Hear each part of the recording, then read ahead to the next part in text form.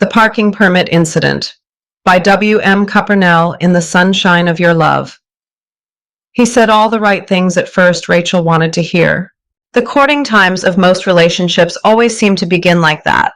As an independent, beautiful, fun-loving woman, always on the lookout for her forever partner, and meeting Carrie, a tough-minded former Marine, via her bowling league. Rachel being a proud member of the elite bowling team, that's how we roll. At once, sparks flew. At first, at least, Carrie seemed to a top contender. The burgeoning relationship was seemingly heading for something Rachel had been searching for. A man that would stick by her, come what may. The hope that all young women that someday your prince will come is one that young girls carry with them into adulthood. It is a sometimes dormant dream they never lose. As everyone is fallible, there were always certain traits or idiosyncrasies that could give one pause or wave red flags, casting doubt for the future. Casting those aside, completely necessary throughout the association, remaining optimistic, the good always conquering the bad at first, though the negative can always regroup and regain the momentum. Realizing that no one is promised tomorrow, Rachel wanted to get the most out of life as possible. She loved travel and adventure, trying new things, hoping for a romantic companion to experience it with. Carrie had a different take on life. He loved staying home, drinking ample amounts of beer, and turning to weed for comfort. As a veteran from the First Gulf War, he had seemingly few desires left, save for the mentioned. He felt content, though he was perhaps an island to himself, unable to truly to give his complete self to anyone, though he expressed great emotion and said the right words. However, actions being paramount, Carrie would be found lacking in application. Feeling the connection, captivated by the words, embracing it all, Rachel was there. Happiness was abound, smiling at the world, life was sweet. Visiting him, sharing every moment, hoping that it was he, Carrie was the answer to her dreams. Her priorities, family, friends were still there.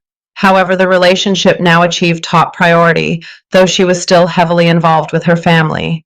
Reaching a level of happiness and contentment was the goal. Growing, sharing, enraptured in the allure of the bubble of romantic love, trying to seal the holes when they appeared. As many pinpricks, they began to penetrate. First totally manageable, but then the small holes began to grow untenable. The culminating factor started out of nowhere, at first totally dismissive, but then created a huge question mark upon the heavenly plane of love and happiness. The item in question could easily be dismissed, and no one could suspect it could be the destroyer of something seemingly so beautiful. This unsexy, total dismissive piece placed on one's windshield to avoid being towed and placing the owner in economic peril. The sticker, a total yawn in a conversation. A simple piece of shit, though completely necessary for certain communities. This, of course, is the notorious parking permit. What could bring this mundane thing that belongs at the bottom of public interest into prominence in this love story? It is the refusal of Carrie to give Rachel one so she could park her car on property and not get towed away. A parking permit is not a key to Carrie Palace, so Rachel was perplexed. Why the refusal? She loves visiting her beloved's condo, but once there felt isolated and trapped, as she had no transportation. Attempting to rationalize this seemingly quirky refusal, she continued with the relationship, though questions remained and continued to fester. The sun sets. Why in the hell? If this man loves me, would he not provide me a permit so I can park my car? As well as his aloofness and lack desire for life, contrary to hers, cast doubts on her seeming nirvana. Dismissing her inquiries, refusing to cave on this small request, she attempted to rationalize the obvious lack of rationalization.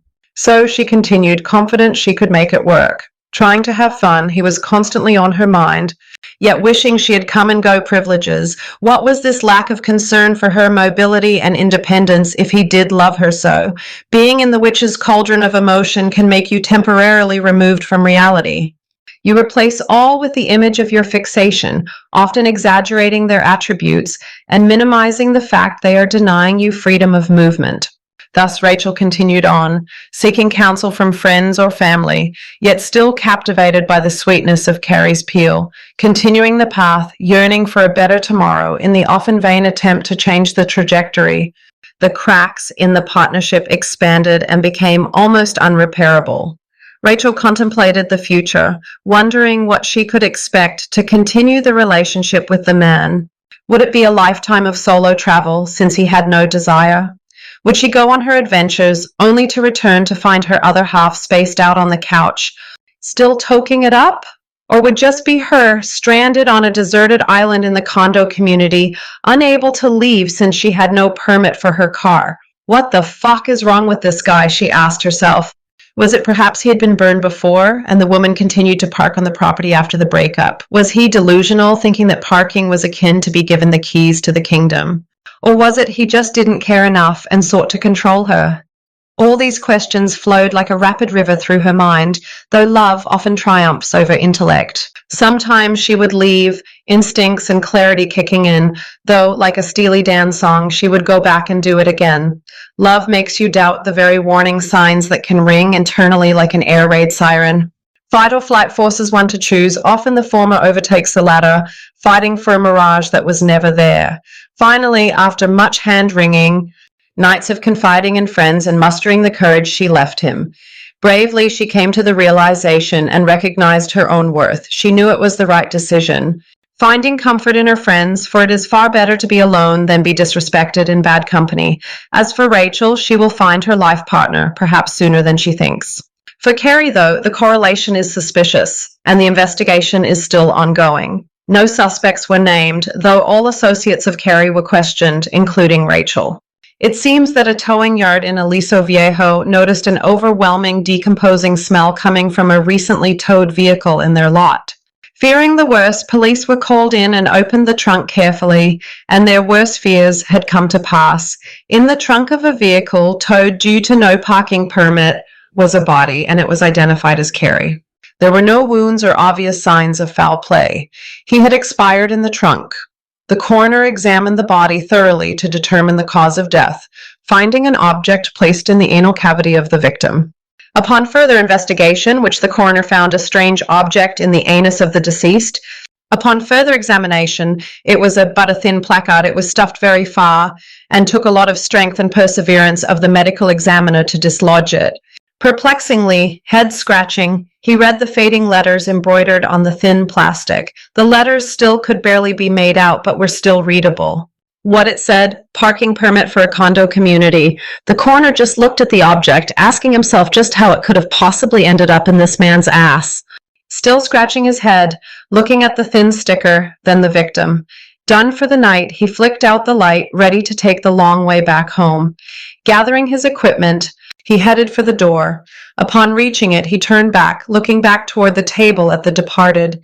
He shook his head in wonderment and swallowed hard. Finally, he spoke in a sarcastic tone, for he needed the levity. "Well, it appears the poor son of a bitch did have a parking permit after all," he said gruffly. He stepped out. As he needed the air, he reached his car. Before getting in, he checked his rear window, ensuring his own parking permit was firmly attached. The end.